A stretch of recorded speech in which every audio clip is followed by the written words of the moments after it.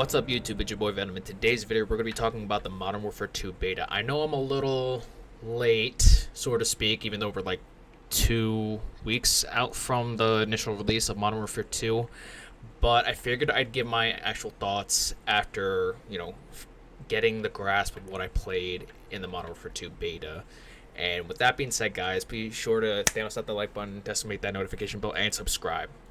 So, I gotta be honest with you, I like it, but I want to love it, and there's no love there for me. I like it. Kind of plays a little bit. The best way I can describe it is a mixture between 3 games. Modern Warfare 3, Black Ops 4, and the reason why I said that is because the bunny hopping as well too. You're not really slide canceling as much because obviously they took out slide canceling. With that being said, I mean, there is obviously a getaway or a workaround for the slide cancel too. But with that being said, plays like Modern Warfare 3, Black Ops 4, and Modern Warfare 2019. Visually, Modern Warfare 2019. The maps kind of remind me of Modern Warfare 3, but clearer, because obviously back then Modern Warfare 3 was, had this green, gray, brown filter towards it. Same with Modern Warfare 2019, but it feels like it has more life and color added to it, which is why it kind of reminds me a little bit of Black Ops 4, where it's a bit more saturated. Obviously, it's not too saturated to the point where it looks like a Michael Bay film, but with that being said, game looks phenomenal, and the audio sounds great as well too. That being said, with the audio, I'm going to say that footstep audio needs to be toned down a lot. I mean, to the point where, like, we need dead silence as a perk. I'm going to get into that towards the end of this video about what things should be changed in order to help the good player instead of catering towards the bad player. Because I'm getting tired of getting into arguments, not only with just friends of mine as well too, but I see people online complaining and saying, like, with the whole SBMM argument. But I'm going to save that for the end of the video. We're going to still talk about this in the meantime. So, guns feel good. Progression is there as well too. But at the same time too, the user interface, oh god. It's a little horrendous. Now, I heard that they hired people from Hulu to work on the user interface, because when you look at it, it looks like a subscription service, or like when you're browsing through Netflix or Hulu, for instance. And it looks weird. It doesn't look simple. It looks way too complex than it needs to be. I think it really should just go back to the simplistic of find match, private match, custom class, barracks, all that stuff, like all down in one, instead of having it be this crazy, user interface subscription service or whatever.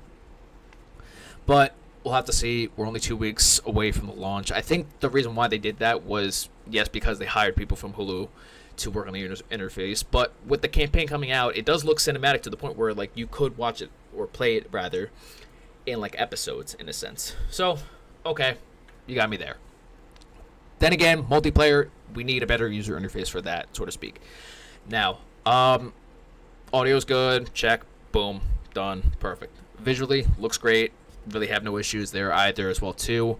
In terms of player visibility, I do think there needs to be some kind of indicator of where the enemy is coming from. I get where the name tag argument comes in, where there should be a name tag for above the enemy itself as well too. I'm in full force of, like, where it should be that, or even like a health bar. If they had at least a health bar, I'd be okay with that, I think. But the fact that I'm looking for my enemy and it kind of crosses right over to my teammate who has the name tag above it, it's not good, so to speak, because everybody is kind of like playing the same character in the sense. I get we're different factions, but they look so similar to the point where I can't tell if it's a teammate or an enemy at that point. So it's crossing right over, and then I'm going to get flanked or shat on, so to speak. Now, streaks, I love the aspect of actually having the option between kill streaks or score streaks. Now, if you're a good player, can go for kills, you can get your streaks that way, so to speak. And if you want to play objective as well too, you can go and use score streaks as well too. Now, that being said, the fact that they're putting these streaks in is great and all, but the way this game plays, I think, honestly, plays more campy than it had between Modern Warfare 2019 to now, for instance. This, because of the footstep audio being so loud with not only the player, but the enemy as well, that's more in line to have the player go ahead and camp. This is what I mean about with the devs being so, I guess, so behind their ideal philosophy, or brainwashed, so to speak, with their philosophy, that we're the devs, just listen to us, we do what we can because it's our vision. I understand that. I'm an artist. I like to draw. I like to be more independent on what I choose to do with my work. That's fine. But when you're selling a product and you're asking for feedback, which you did, Infinity Ward, you did ask for feedback, and we gave you the feedback, but clearly it went in one ear and right at the other. Like, I get you guys want the red dots on the minimap, that's fine, but we're not doing it. I get you guys want dead silence as a perk, but we're not doing it. Dead silence, in our data, dead silence is better as a field upgrade. Okay, I can get by dead silence being a field upgrade. I played it in Modern Warfare 2019. That's fine, but tone the footstep audio back, please. It's so loud I can even hear it myself. Now, if you're trying to cater to all playstyles, why are campers more likely to be the superior in this? I'll tell you why, because they're catering to bad players once again. If you want to cater to all players, have the good players, stand out as well too. Not to the point where it feels tactical. See, this is what I mean about the argument that COD needs to be, or is realistic now, or it's this or that. COD will always be an arcade shooter no matter how much you shove realistic elements down our throats. We're going up against a clown-suited soldier or a gingerbread man for the Advanced Warfare. I mean, even in this game too, you can't tell me that they're not going to add in like a clown suit or a Santa Claus outfit or whatever, so to speak, something that's going to be so abstract that it's completely unrelated to the war scenario that they're going for. It's going to get added regardless. So take the realism aspect right out the fucking window for a second. It's a video game at the end of the day. I want to have fun at the end of the day. I don't want to be playing Rainbow Six Siege unless I'm playing Rainbow Six Siege. COD and Rainbow Six Siege, yes, they are shooters. Two different shooters, however. One plays tactical. It is built around that audience to play a tactical shooter, to work together as a team. COD is an arcade shooter. Yes, you can play as a team together, but it's also good for a solo player as well too, who can go and meet the individual player as well too online and party up as well too. See, we don't even have a map voting system anymore, guys. We don't have a population, so to speak, a population counter to see like how many people are playing online anymore. Why? Because remember back in Ghosts when they were showing the player count for there as well, but nobody bought Ghost because it's hated by the community. Me personally, hot take, I like Ghost. It's in my top 5. That's just me. But that being said, it's just I don't get why these devs need to go so far above and beyond with their ideal philosophy that this is better for the community. Okay, so I get we probably are the minority, so to speak, of the population player count that complains on Twitter and goes on Reddit and subreddit and everything.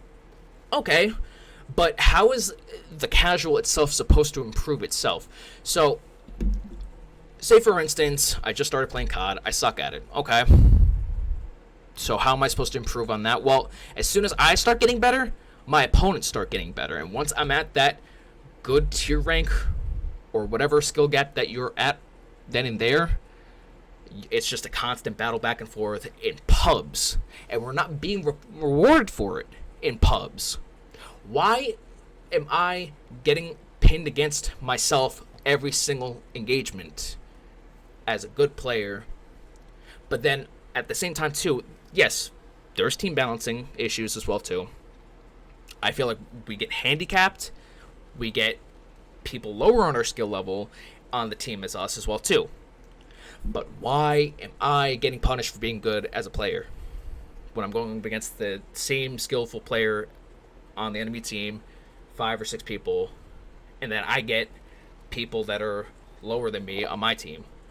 I don't want to have to play a CWL match every single game. I want to relax. I want to chill. That is prone to me at that point. I have to use the gun in order to defeat my opponent.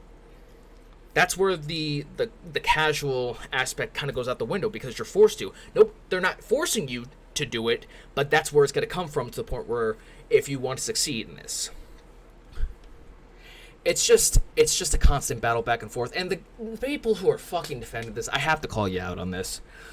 The people who are defending the design philosophy that the devs want for this game to be their game, and that they're all for the tactical aspect, you're the fucking problem, man. You are the absolute fucking problem on why this game is going to be shambles in of itself.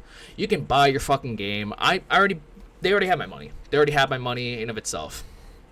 But the fact is that pubs are for casual, and then there's a rank system. I could go into a rank system, but I don't want to do that over and over. That's where pubs is, to where it should be king is paying. That's the priority. So why am I constantly getting pinned against my own skill level and not getting reward for it? Oh, we won the match. Am I really supposed to be satisfied with that? It's exhausting. Like, I don't understand why people who defend this shit, it's good for business. Okay, it's good for business. But is it good for the consumer? No, man, it's not. I don't know, guys. I don't know where COD's gonna go from then on out, between, strict SBMM being thicker than it probably has been, the time to kill being as fast as I think this is the fastest the time to kill has been ever. Truthfully, I feel like I'm playing hardcore with radar, or half a radar, because you can't shoot with your gun. What did they say? Let me go to a quote that the dev said. It's in my bio too, if you haven't checked on Instagram. It's comical to me because I thought it was hysterical. We do not want to punish players for firing their weapons. In a first-person shooter, does that make any sense to you? I mean, there's a suppressor. There's a suppressor to suppress not only your sound, but to stay off the radar as well too. And you can stack that on Ghost. But the thing is, as long as you're moving with Ghost on, then, I mean, at that point, yeah. Is it a little too far-fetched? I don't know. It's a video game. I don't know, guys. And the perk system too, I wanted to get into it as well too, but I get frustrated because I see COD in the direction that it's going, and it's very anti-consumer in my eyes. I'm not expecting a Game of the Year nominee or this to be the best COD of all time. I just want a good game. I just want a good game that I can feel like I had fun back in the day as well too, when I was playing Modern Warfare 2, Modern Warfare 3, Black Ops 1, Black Ops 2. Those games. That was the golden era of COD. But I'm already out of time, guys, with the footage. Like I said, do all that jazz that I said in the beginning about subscribing and liking the Thanos snap and the like button as well too. Sorry this got out late as it could. I've just been busy with work and stuff, and I've also been doing tournaments as well too on the page as well for my YouTube and for the Peak Alliance team as well. We've been it's been a constant struggle. But we've been putting in the work. We've been putting in the work as well too. So it's not totally talked. But like I said, guys, take it easy. I'll catch you all on the next one, and be on the lookout because I do have a couple more videos before Modern Warfare 2 launches.